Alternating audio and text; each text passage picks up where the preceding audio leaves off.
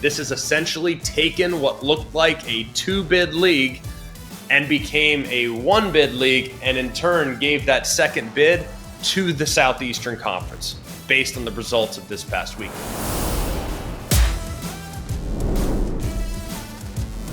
Hello and welcome in. It's always college football. I'm your host, Greg McElroy. We are so happy that you're here with us on a Sunday evening edition of Always College Football. And for those of you that were expecting our Sunday morning show this week, I apologize. All right, I am sorry. I wanted to do it. I just couldn't. If you're frustrated with us, totally understandable. I can promise you your levels of frustration pale into comparison with the frustration that we currently have with the experience flying in the United States of America right now. We sat in a tarmac yesterday for forever. We don't need to go into it. It was fine. We are home. We are safe, and we are grateful. But traveling from Austin to Birmingham, Alabama should not be that difficult. Unfortunately, it was, but we're here. And the good news is we got to watch a lot of games on the plane, which was really, really fun. So we apologize. We decided to just not do the morning show today. We're going to do the afternoon show and the evening show, and that's just the way it's going to go. But we've watched the tape. We have takeaways. We have results that we need to evaluate. We have conclusions that we need to jump to, because right now it's November, and it felt like, looking at yesterday's outcomes, yesterday was the beginning of the 12-team playoff race. That's when it truly began, because now here we are, the most decisive month. The first college football playoff rankings are coming out in 48 hours. We just cleaned out 3 top 10 teams with Georgia Tech, Vandy, and Miami all going down. The ACC's playoff hopes, at-large playoff hopes, are in disarray. The SEC had, at one point, a pretty established bubble for the teams that could make the playoff. Now it feels as though that bubble has expanded. We've exposed some contenders.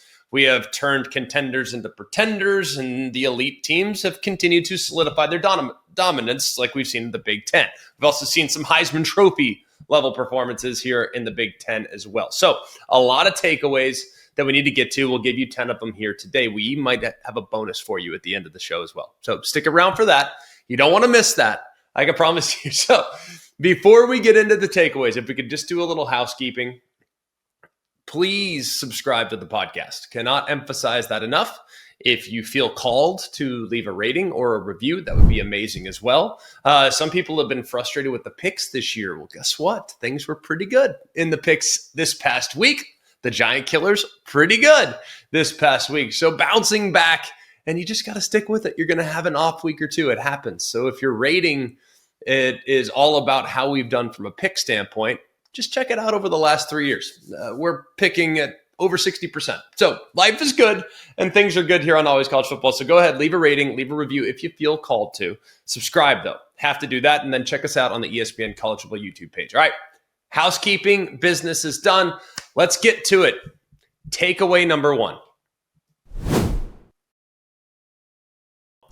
The ACC likely just became a 1-team league yesterday.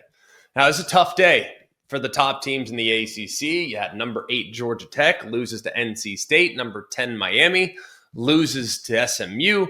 It's the second time multiple ACC teams ranked inside the top 10 lost on the same day. We haven't seen it in 21 years. That day, Florida State lost to Maryland. Miami lost to North Carolina.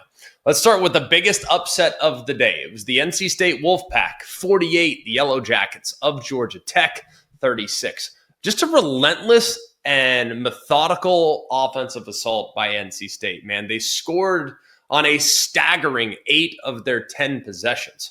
And if you look at just how it was from the very get-go, man, they were crisp. They were clicking on all cylinders. I mean, they were keeping Georgia Tech's defense completely off balance. Highly impressive performance by Jaden Scott, who went on a remarkable run, the 30-yard touchdown run around the left side, kind of capping the day. And this was big because he wasn't even the starter. I mean, we had injuries there at the running back spot. Hollywood Smothers, all of a sudden he's thrust into the lineup. No problem whatsoever. But that game-sealing run, it kind of summed up the consistent dominance that we've seen throughout the day from NC State. I got to appreciate very much how they performed, knowing they weren't at 100%. NC State did not have all their playmakers on deck. We just referenced the running back situation. We've talked a little about the tight end situation. They didn't miss a beat. And if you look at Georgia Tech, this was in many ways a defensive failure. I don't really know how else to describe it, because the defense, they got pushed around.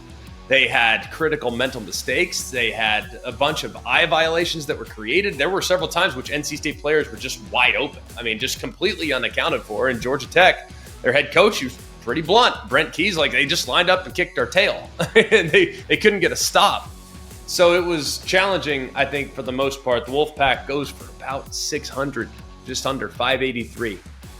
That's a staggering number when you are a top 10 team in the country. And it was a balanced offensive attack, too. 340 through the air, 200 thereabouts on the ground. And while the offense for Georgia Tech, they did their part, man, there was a lot of things that were done well by Haynes King. He was valiant in defeat, accounting for over 500 by himself and 4 touchdowns. Very impressive. But to lose by double digits when you have that type of offensive output, really, really disappointing. Got to give a lot of credit to CJ Bailey, the quarterback of NC State. Got to give a lot of credit to the running back Scott there for NC State as well. But man, Haynes King, he battled as well, man. So if you look at Georgia Tech now, this was not a fluke.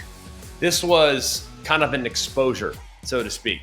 Now, I'm not trying to beat a dead horse. You guys that have listened to this show, I've been cautious about the praise from Georgia Tech. I like what I saw from them from a battling standpoint offensively, but this was a performance that will be difficult to forget when evaluating them long term, because the defense, man, it was very, very, very difficult to watch. So they went from a team that was no doubt in the field, college football playoff or bust. Now, losing that game eliminates the possibility of more than likely getting 2 teams in from the ACC. Now it's looking more and more like it's going to be just one team. And remember this, Georgia Tech still has to play against Georgia in a few weeks. That'll be a tough matchup for them. So we'll see exactly where this all goes. And you think about NC State too, by the way. NC State, they've beaten 2 of the ACC's top teams. They've beaten Georgia Tech and they've beaten Virginia. Those 2 teams both have just 1 loss. Both those losses came to NC State. Now, the game against Virginia, non-conference game, so it doesn't count towards the ACC standings, but NC State is the ultimate spoiler, and a team that's probably a lot better than their record would actually tell you, so they're not going to be in the ACC title race. But to knock off both frontrunners, very impressive performance from NC State. My goodness, man, this one hurts in general, just from an ACC standpoint. It hurts their candidacy of potentially getting 2 in, but probably not as much as my takeaway number 2. Takeaway number 2, Miami, they are their own worst enemy.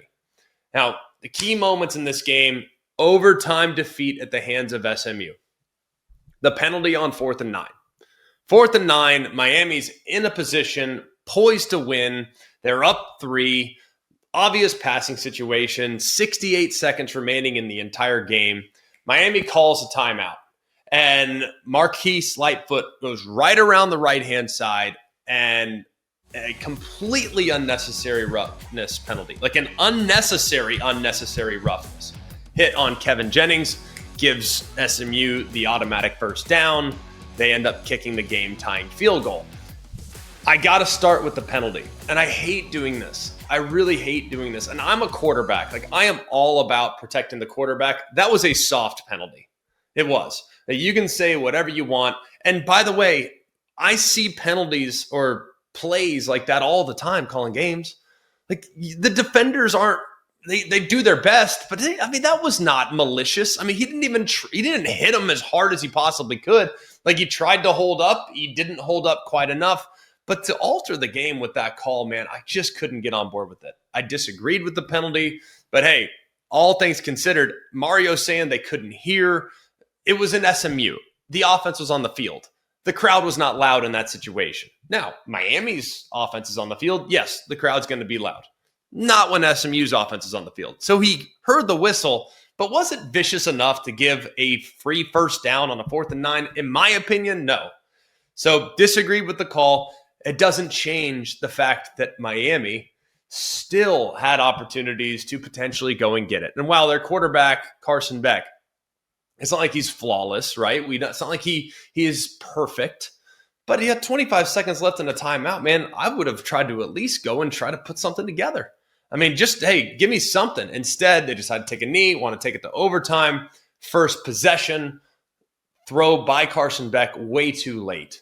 If you look at the throw, it was way too late. It looked like he had his receiver open. It looked like it was there. His eyes were not there on time. He throws it late. The receiver gets undercut. Moses makes the pick. And then, boom, SMU takes possession straight down the field with run game, scores from 1 yard out, game, set, match. This is about Miami. Credit to SMU. Tons of credit to SMU. They deserve credit. They took advantage of the mistakes. But you look at the penalties, you look at the penalty yards. 12 penalties, 96 yards, and directly just gift wrapped the game to SMU on the game-tying drive. And all the statistical advantages that Miami could have had completely negated because of penalties and undisciplined play. Now, you got to give a lot of credit too, and we talked a little bit about this in the preview. SMU's defense is flawed. There are challenges with SMU's defense. They give up big plays. They give up a lot of yards, but they are opportunistic. They can rush the quarterback, they can sack the quarterback, and they can turn you over.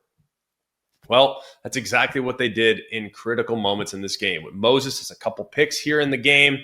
They take advantage of your mistakes. And when you're giving them free yards by way of penalty, when you're throwing it in their direction, when you're late on throws, they will make you pay, and that's exactly what happened. But if you look at this game, this was a hard one to sum up for Miami. To have 400 plus yards of offense and just 20 points, huge issue.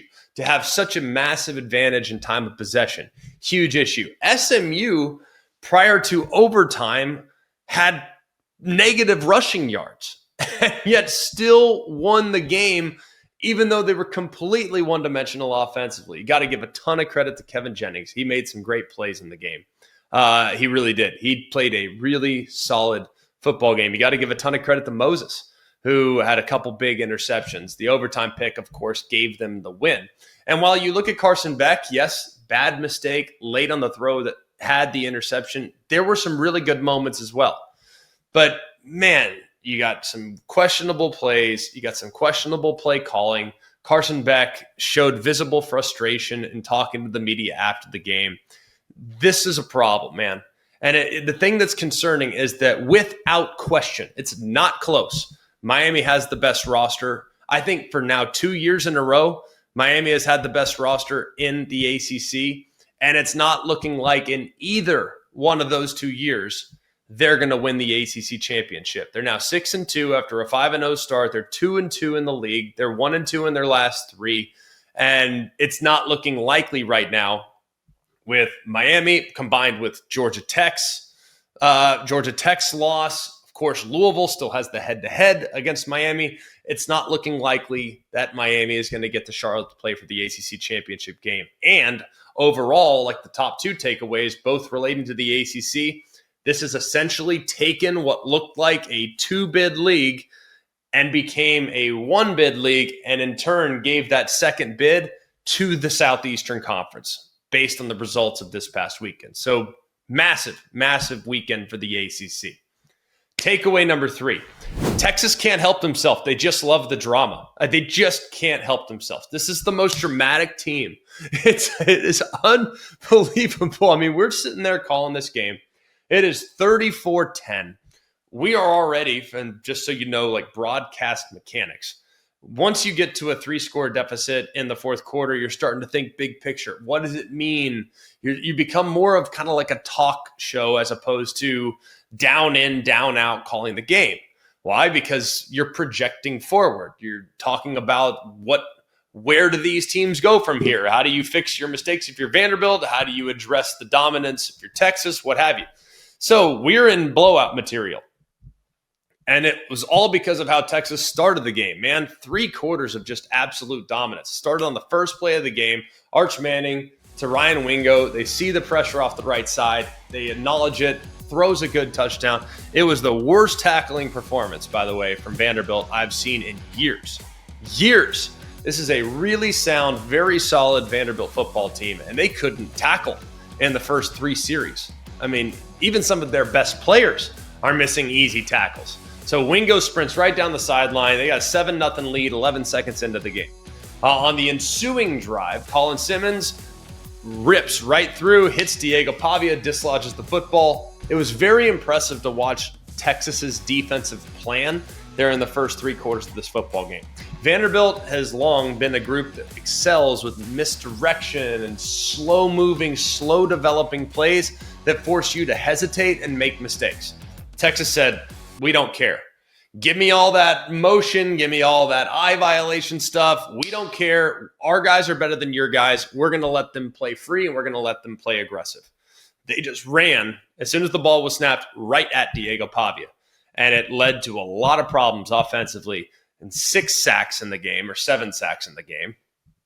And Pavia had a handful of mistakes there in the first 3 quarters. It's 34-10. Things are looking great. And then, boom, Vanderbilt's offense comes alive.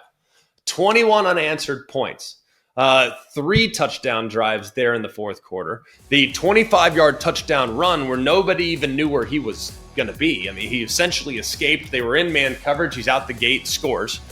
Then you have the 67 or 75 or however many yard touchdown pass to Stowers, which to me still, I cannot understand how you allow a receiver to get behind the defense when you're up 18 with, 10 minutes left, 8 minutes left, 7 minutes left, however much time was left in the game. And then you allow a 4th and 19 conversion with Diego Pavia at the 2-yard line. Do you realize on the final drive for Vanderbilt, they had 108 passing yards? 108 passing yards on the final drive for Vanderbilt. And for those that are new to college football, our field is just 100 yards long. So to have 108 yards passing on a final drive was insane. So, of course, you kick the onside kick, you almost recover it. This was a gutsy performance from Vanderbilt, man. But this really was more about what Texas did offensively. And while the game was close, it didn't feel close, not until the final 30 seconds. Arch Manning is beginning to reach the preseason hype just a little bit. Not there yet, but you're starting to see the glimmer of what we thought he might be going into the season. But a lot of it has to do with the fact that they're protecting him finally. I mean, he had plenty of time. He was getting the ball out of his hands, but he also had plenty of time. And Vanderbilt had no answers there early in the game. They had no pass rush. They had no opportunities to get guys behind the sticks. They never got Texas off schedule. They didn't have any sacks. They didn't force any turnovers. So when you look at everything, this was a very, very impressive performance from Texas from start to finish. So putting a bow on this Texas performance, if the offense can continue to play like that, and we know they've been great on defense all year long. They didn't have a great day, frankly, against Mississippi State on that side of the ball. They didn't have a great quarter against Vanderbilt, but 3 quarters, very, very strong performance. And if you look at the touchdowns given up by Texas, they were kind of self-inflicted, like poorly aligned on the first touchdown to Stowers.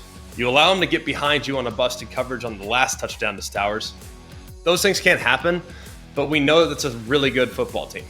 And it feels like with a young offense and an offensive line that's now playing to their potential and a young quarterback that might be approaching the confident level that you need to have to be elite in this game, and they're going into the bye week. People need to start thinking about Texas as a potential spoiler in the college football playoff. This is a team that can absolutely get there. They have 1 loss, of course, to a really good Ohio State team. They have a fairly inexcusable loss on the road at Florida, but this team might be playing their best football here at the end of the year. And coming off the bye week, traveling to Athens, that could be one of the games of the season here a couple weeks from now. Takeaway number 4. The Sooners are still very much alive, and they win what was the playoff game of the week. They're in Neyland Stadium going on the road and getting a win like this. This was a very difficult, if you're an offensive enthusiast and you like mistake-free football, this was not the game for you. This was a difficult watch if you like clean football.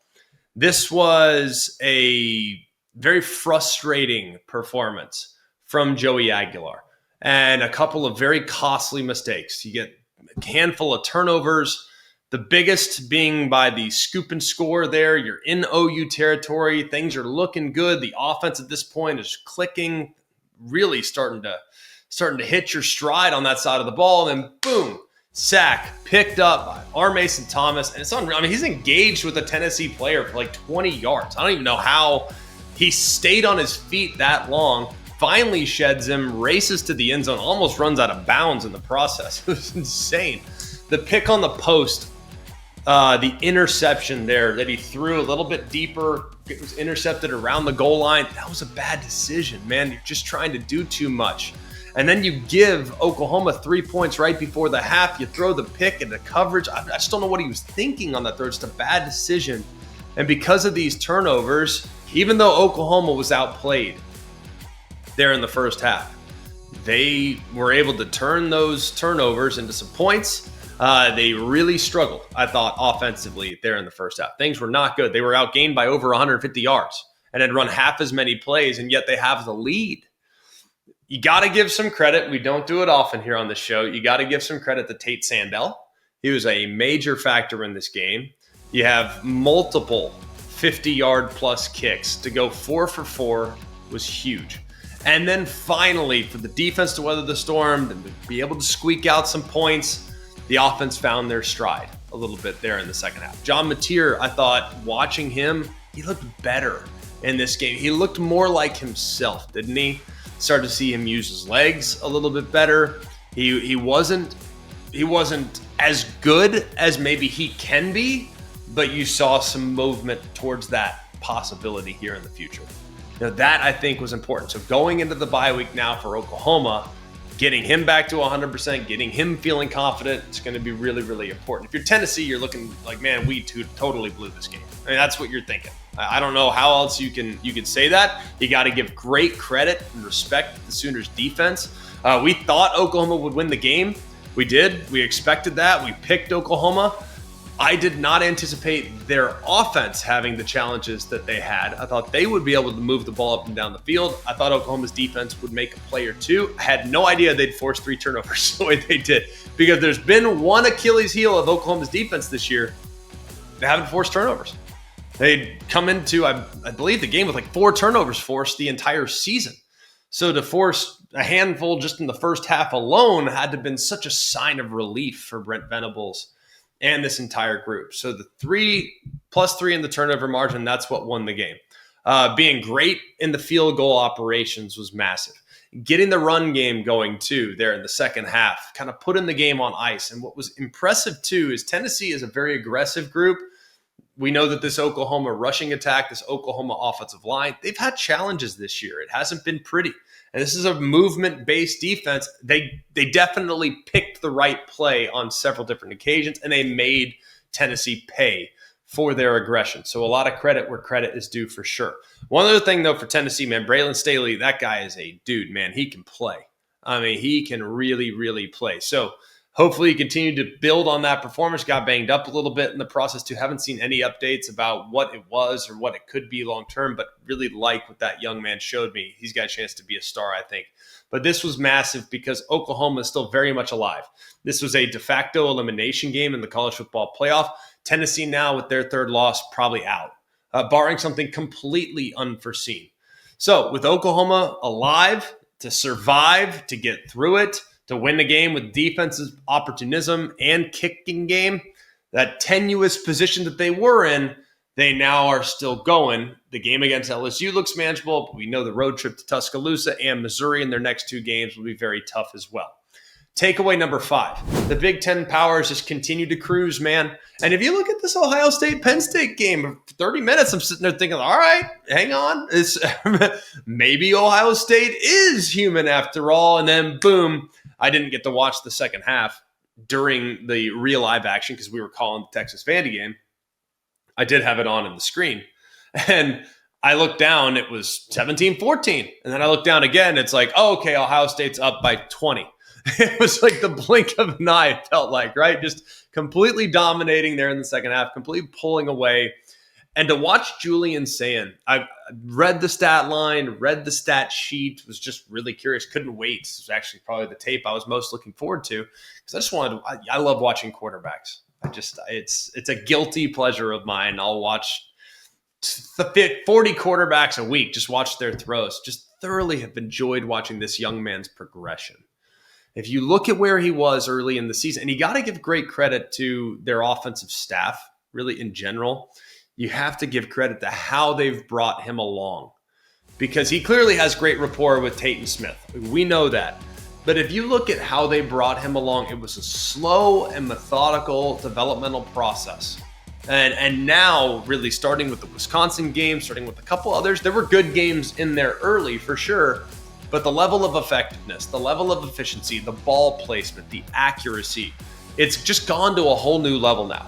And he is looking as good as anybody at the quarterback spot in college football right now. So highly encouraged by what I've seen from him and the growth that he continues to display.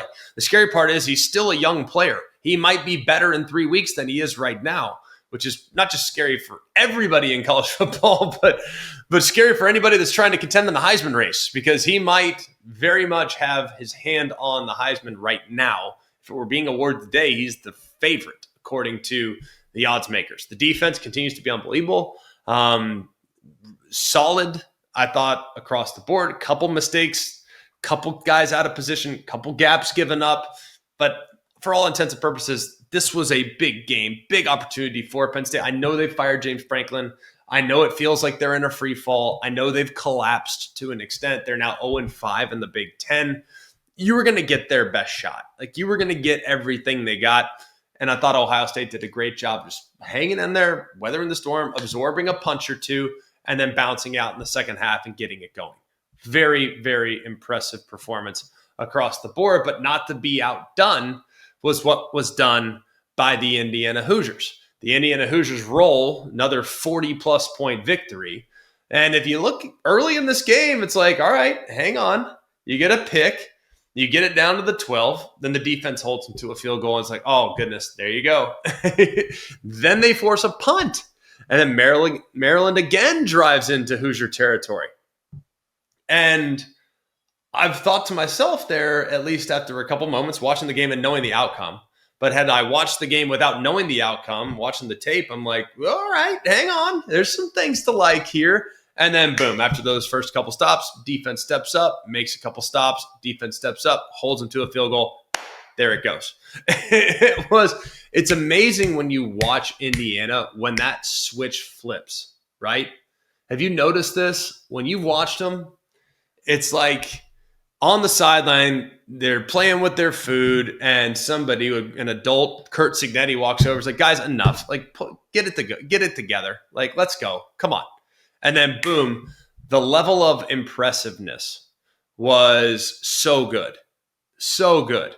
Moving, just methodical, man. And the way they're running the football.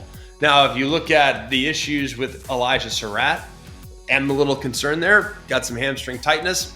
Don't think it's going to be anything crazy long-term. Certainly hoping it's not, but that's the one takeaway that would maybe not be perfect in this game, the start and his hamstring. The only two things that would be concerning. But how about this rushing attack? All right, they're sitting there, and you look at Maryland's structure, and they are absolutely just defending the big play. Like, they do not want to get got through the air. So guess what? Indiana took what they gave them.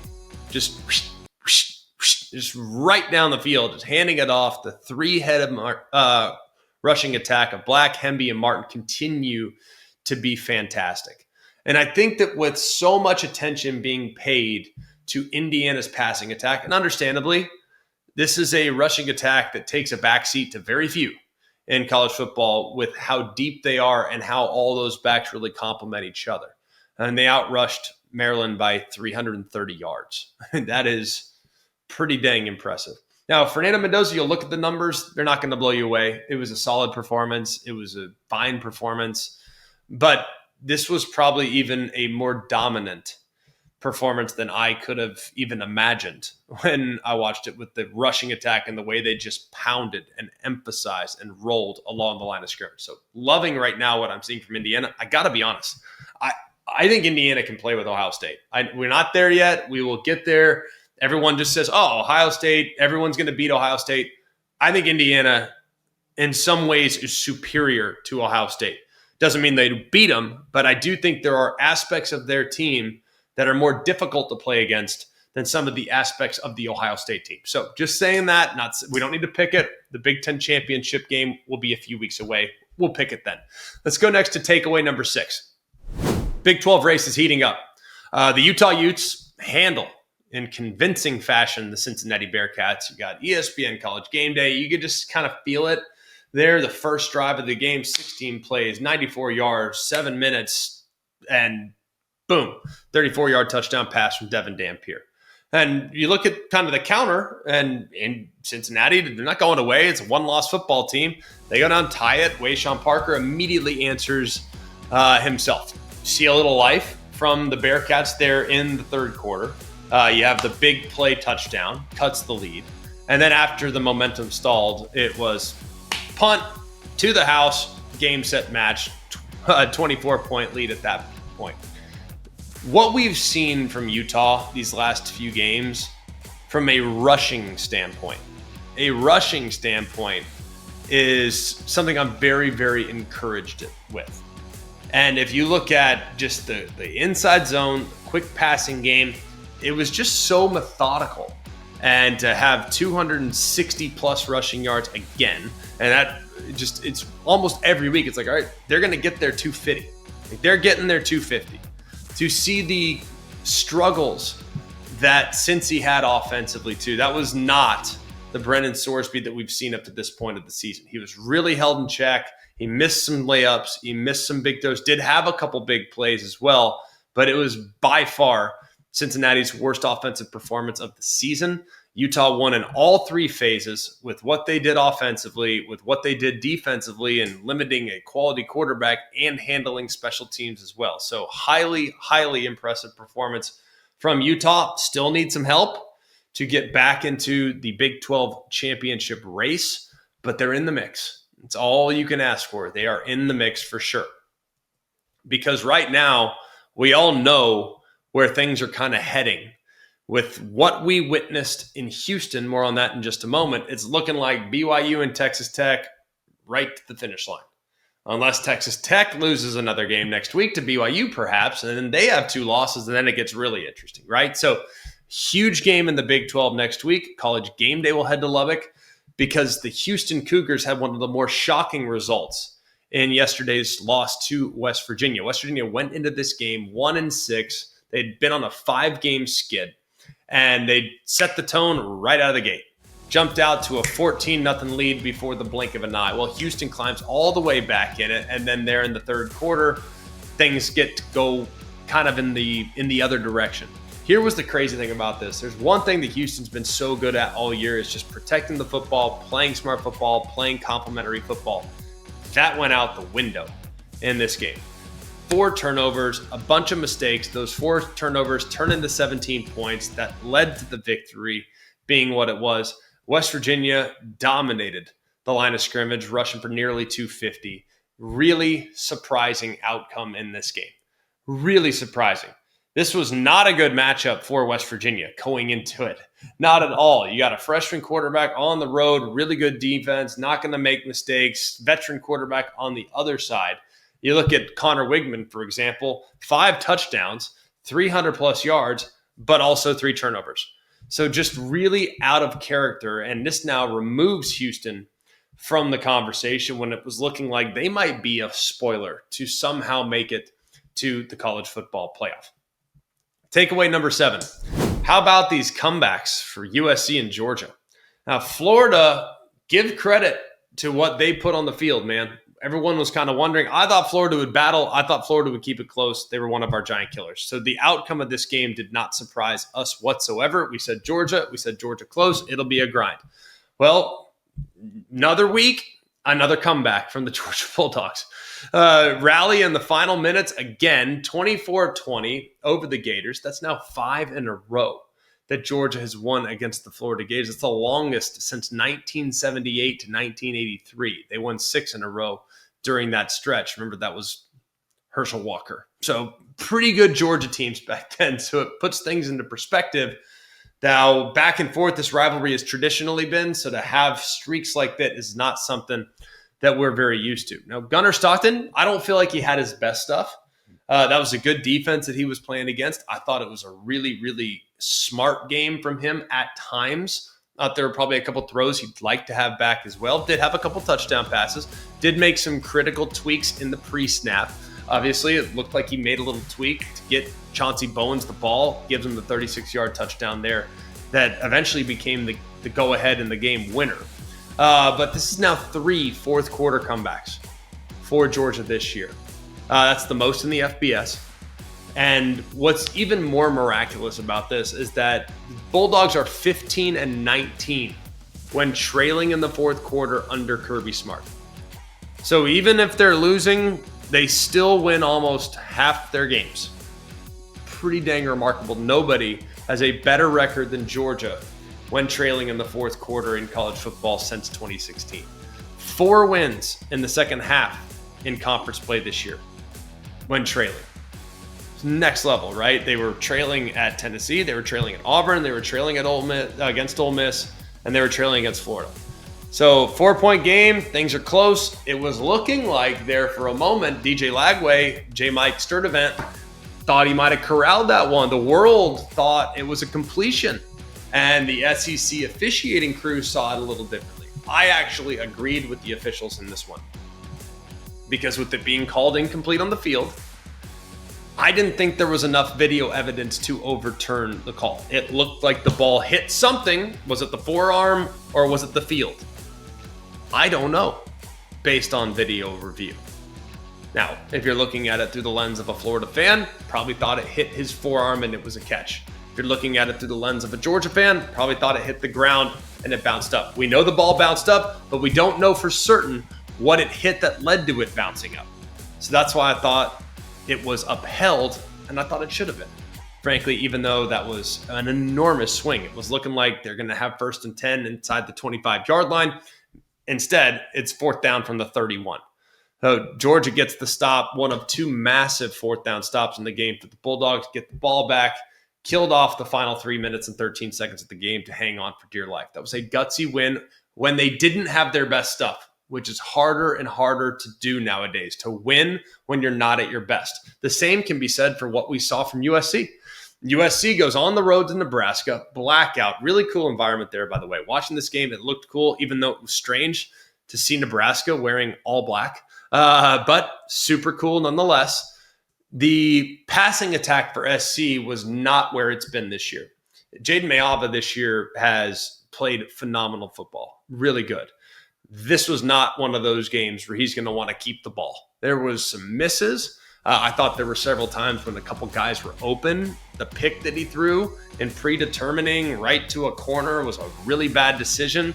It didn't hurt them. They ended up getting the ball back a few plays later with the sack fumble that actually injured Dylan Raiola in the game.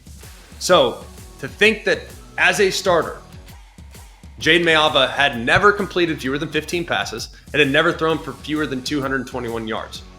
Well, outside of a flea flicker there in the second half that gave him a 43-yard play and the eventual go-ahead score, he was really held in check to have just about 130 through the air. This is about USC's rushing attack, being able to go for over 200. I thought they had a really good game along the offensive line. There were several different occurrences in which they had hat on a hat. I thought the run scheme was going.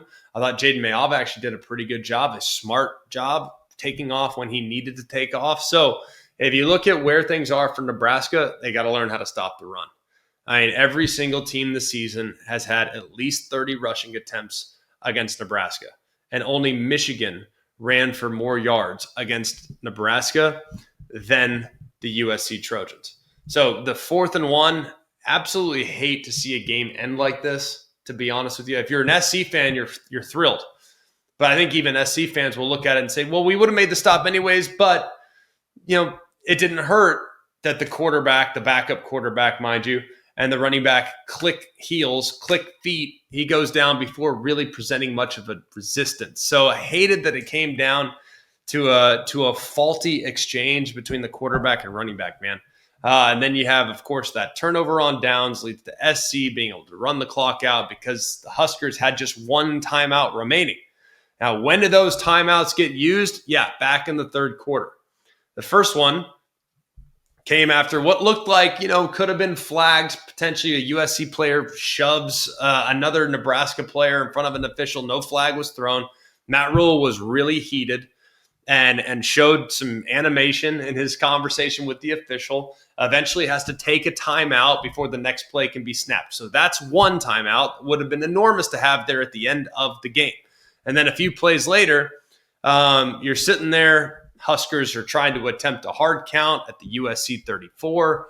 Seemed as though they'd be trying to pick up the first down. Instead, they call a timeout there. So you call 2 timeouts. And by the way, that 4th and 1, they ultimately decide to kick the field goal. They missed the 52-yard field goal. So you spend 2 timeouts and get 0 points in the process. And that's tough. That's a very, very tough thing to deal with. So those timeouts, they're like gold.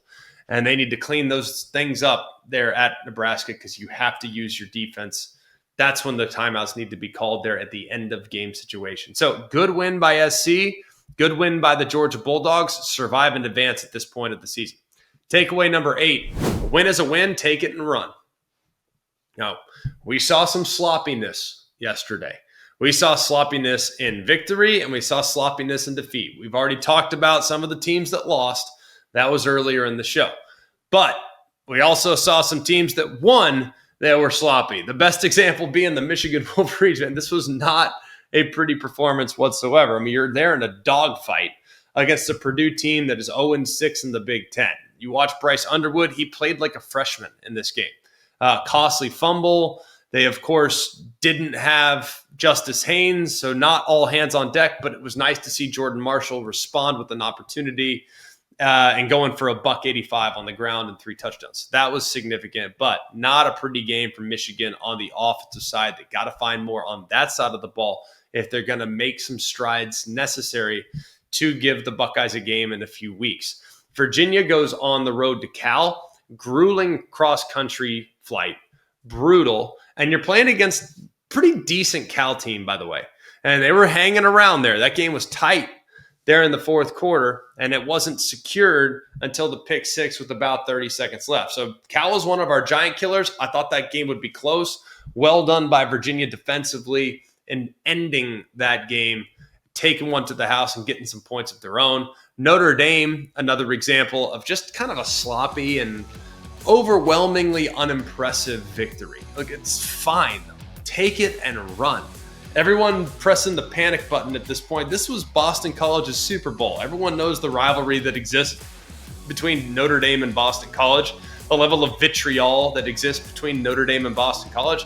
Like, who cares? Take it and run. It doesn't matter. Just handle your business. But Jeremiah Love does some pretty special things, doesn't he? He does some special things. And this game was close. It was not fun. And you also you need your defense to step up and make a couple plays as well. And while people will say you need style points if you're Notre Dame, you need to look good because you don't have that elite resume. Well, SC took care of business for Notre Dame. They need SC to keep winning. And guess what? Miami, that didn't help Notre Dame either. We'll talk about that dynamic here in just a minute. So people will say you need to have style points. I disagree with that. I think playing your C game and winning, I give you credit for that.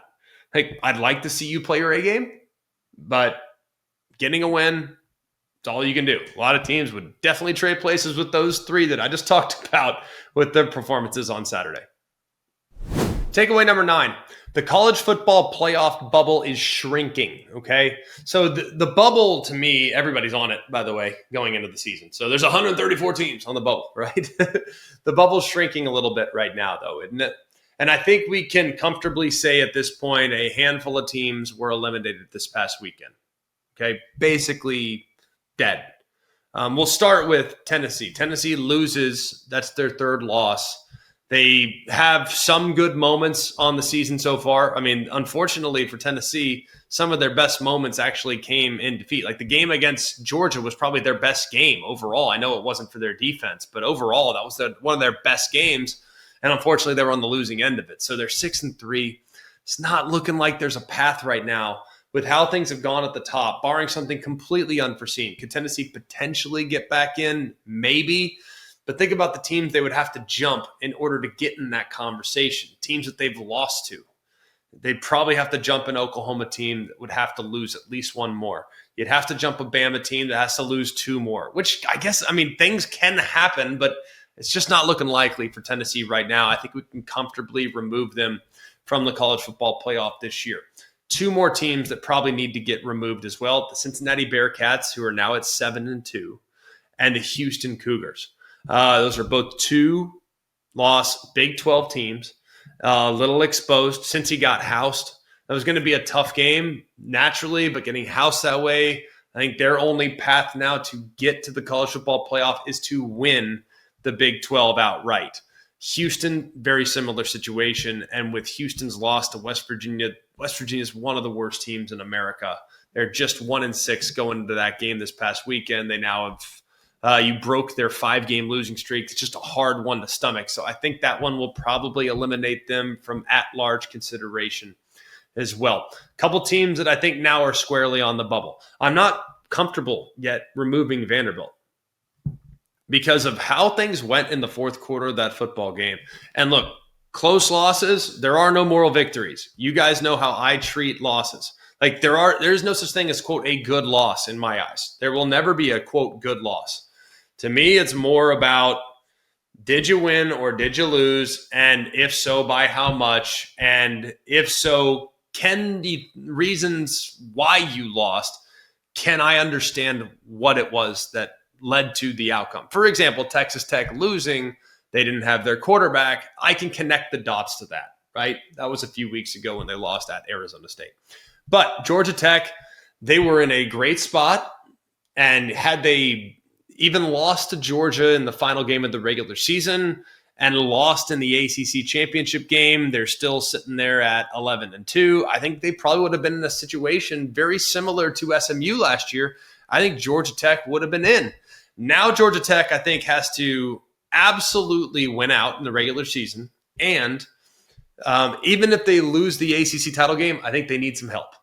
Their schedule and their strength of schedule, or lack thereof, will come back to bite them, knowing that that's going to be weighed a little heavier. So I think their best path is naturally to win the ACC. But I think we now have probably, unless they beat Georgia, we can probably remove them from at-large candidacy, but not yet, not quite yet, close to getting to that point, but it requires that Georgia win. Notre Dame, while the evaluation of this most recent performance was underwhelming, they're still potentially going to be on a 10-game winning streak heading into the postseason, if they get there, right? Still have a road trip to Pitt. That won't be an easy game. Pitt's pretty dang good football team. Here's the problem with Notre Dame. Notre Dame lost to Miami. Miami now has 2 losses. And Miami does have the win and the head-to-head against the Irish. How will that factor in? The committee will reward, I think, the team that won the game. So be very interesting in seeing how this all goes. But if Miami wins out, they're probably not going to the ACC championship game. They have 2 losses in conference. But if they went out and they're sitting there as an at-large, are they still in the mix? And would they be ahead of Notre Dame? This first college football playoff committee ranking coming out on Tuesday is going to be fascinating. Because if Miami is ahead of Notre Dame, that's bad news for the Irish and very good news for the Miami Hurricanes, even though they've lost 2 of the last 3. And then USC. USC is just quietly going about their business. They're 6-2. They still have some very tricky games. They go to Oregon. They got a game against Iowa. There's still a lot of hiccups here potentially down the road for SC, but you cannot remove them right now. They are on the bubble. They are in the mix, and they are in control of their own destiny, especially with everything that just transpired in the ACC. And then the teams now that were kind of left for dead in some ways, now very much back alive. Texas and Oklahoma. They are currently resurgent, are they not? Surviving this past weekend. Both won must-win games. Texas still has A&M at home. They still have to go to Georgia, so very difficult stretch for the Longhorns, but their playoff hopes still very much intact at this point. And then for Oklahoma, brutal schedule. Still got Missouri. You still got a road trip to Alabama. You still have LSU. Who knows what LSU will be at that point? But Oklahoma, if they can somehow, with the schedule that they've had to play, the challenge of that schedule, I think they might have the best chance of anybody to get in as a 3-loss team. So even if they were to lose, say, at Alabama, Oklahoma still, I think, would have a chance as a 3-loss team. I don't think it's likely, but it's possible. They might have the best chance of anybody of getting in if they do have that third loss. And then you have others right now that appear invincible, right? Looks like Ohio State, Indiana, lock it, they're in, no problem, right? We know that. But the conference that benefited the most from what we saw this past weekend was the Southeastern Conference. Because we know that the Big Ten is for sure getting at least 2 and highly likely, I'm talking 90+% likelihood they get 3, barring some unforeseen circumstance with Oregon, which could happen this week. They go to Iowa. They still have a game against SC. They still have to go to Washington. So, barring something unforeseen, though, I feel confident in saying the Big Ten's getting 3. Going into last week, I felt confident the ACC was getting 2. I no longer think that's the case. That second ACC team, that at-large spot, I think now has gone to the SEC. And if you look at where things are, with where Texas is at, with where Georgia's at, with where Bama's at, with where A&M's at, I think this is still a year where it's unlikely to get 5 in, but the chances of getting 5 in from the SEC's vantage point went from like 25% to maybe 45% now. I think it's absolutely possible, but it's going to require some chalk to fly down the stretch and for Georgia to take care of business against Georgia Tech. Takeaway number 10. Let's bounce around, do some conference championship game scenarios. Be pretty easy. Shouldn't be too hard to consume. But here we're in November. We're going to do conference championship scenarios here probably every week from this point forward. Big Ten, about as clear as it gets. This is not a race. This is a collision course. Ohio State on one side, Indiana on both sides. Doesn't look like either one are going to be tripped up at this point with how well both are playing. So you can go ahead and book your travel to Indianapolis. That, for the most part, is done. The SEC, little different, does appear likely that Texas A&M is going to be in a great spot. Alabama and A&M both sit undefeated in the league. Alabama also has the head-to-head against one-loss Georgia. Georgia has the head-to-head against one-loss Ole Miss. You also have a handful of other teams that are still very much in the mix, like Texas, who's 3-2 in the league after the 4-2 in the league after the win against Vanderbilt. 4-1 in the league. Yes, win against Vanderbilt. Their one loss came against the Florida Gators on the road. So they are 4-1 in the league. Oklahoma now sitting there in a decent spot. They have 2 losses, and they don't have the head-to-head against Texas, so that's problematic. Vanderbilt has 2 losses. They have lost the head-to-head to Texas and Alabama. So it's not looking like it that Vandy will get there. They need real chaos. But Vandy still very much in the mix. They can beat Tennessee at season's end. They're very much in the mix to make it potentially as an at-large team to the college football playoff, but probably not to the SEC title game. So keep an eye on Texas. Texas is the team that could play the spoiler this year because their loss, it's kind of up in the air. But right now, Bama and A&M completely control their own destiny. Good luck telling me what's going on in the ACC. With the loss to Georgia Tech, the loss of Miami, now everything's wide open. Now, Virginia's in the driver's seat. They're 5-0 in the league. That's significant. Louisville has just 1 loss. It came to Virginia. SMU has just 1 loss in the league. And if you look at all these teams just kind of across the board, there are so many that can still theoretically make it to the ACC championship game. So wide open, as interesting as it probably gets from a conference championship standpoint. Then the Big 12, the field's clear. After what we saw with Cincinnati, what we saw with Houston, not that they've been totally eliminated, but it's looking less likely that Houston's out. I think we can comfortably remove them from the conversation. Since he's still alive, but the path is relatively narrow. They have to win out for the most part, and they got to hope that Texas Tech beats BYU this week because BYU then comes to Cincinnati. Cincinnati could beat them there, that's where they would get a potential leg up and would have the head-to-head over the Cougars in that scenario. So massive game this weekend. BYU, Texas Tech, one of the biggest games in recent history for the Big 12. College game day will be there. It'll be a prime opportunity for the Big 12 to show us what they got and what should be a top 10 matchup coming up next week. Now, we always do 10 takeaways, but today I wanted to give you a bonus because I don't think this warranted a full takeaway. But here's our bonus today.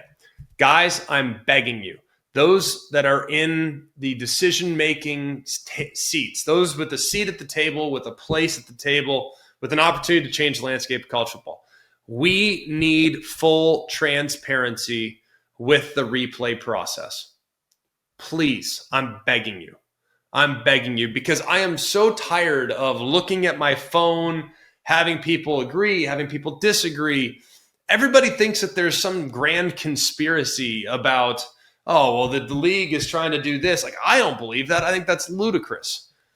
But, big but here, if you just open up the veil of secrecy and allow us to do what the ACC is currently doing across the board. The ACC is doing this. The ACC has let everybody come into their replay process. You can hear the interaction between the replay review official and the official on the field, talking through the play, talking through what they saw. If you just allow this universally across the board, I think a lot of the conspiracies, all the concerns, all the people suggesting that games are this and games are that, like, we know they're not. I know they're not. But let's just implement transparency with the replay process across the board. Like, let us at ESPN, Fox, NBC, CBS, all the big networks, let us mic up the official, let us mic up the replay review official so we can hear that interaction. I'm not saying we're always going to agree, and I'm sure there's people at home that won't agree with some of the calls that are made, but at least we'll understand how they arrive at the decision that they ultimately announce to the rest of us when they're in the stadium and on television. So that's all I want. Please, across the board, let's utilize the transparency that the ACC has implemented this year with staggeringly positive results. Let's do that across the board in every conference of college football. All right, thanks guys again for being with us today. I apologize again. I cannot apologize profusely, even though Delta should probably be apologizing to you. I'm sorry I couldn't get you the show this morning. I would have loved to have gotten it to you, but it's all good. We persevere, and I am continually grateful to the support that you have shown us and the show. And to have people texting me like, we need the episode, we need the podcast. Why? We're on the way to church. Why haven't you submitted it? Is everything okay? Like, and we're good. Just had some traveling challenges, and I'm sorry I couldn't give that to you guys. But we love y'all that you care. We love all that you noticed that we didn't put one out this morning, and you were concerned and bothered and frustrated and angry about it. We love you guys for that. So continue to support us. Subscribe to the podcast. Also, subscribe to the ESPN College Football YouTube channel. Tons of opportunities on there for you as well. So tons that we need to get to this week. We have College Football Playoff Ranking Show coming up on Tuesday. We will do our show wrapped around that. And then, of course, our preview show will be out a little later this week as well. So for all of us here at ACF, for Mark, Jake, Jack, the other Jack, I'm Greg. We hope you have an amazing day. And remember, it's always college football. Hey guys, it's Greg McElroy. Thanks for watching Always College Football. Make sure you like, rate, and subscribe to ESPN's YouTube channel and wherever you listen to your podcasts.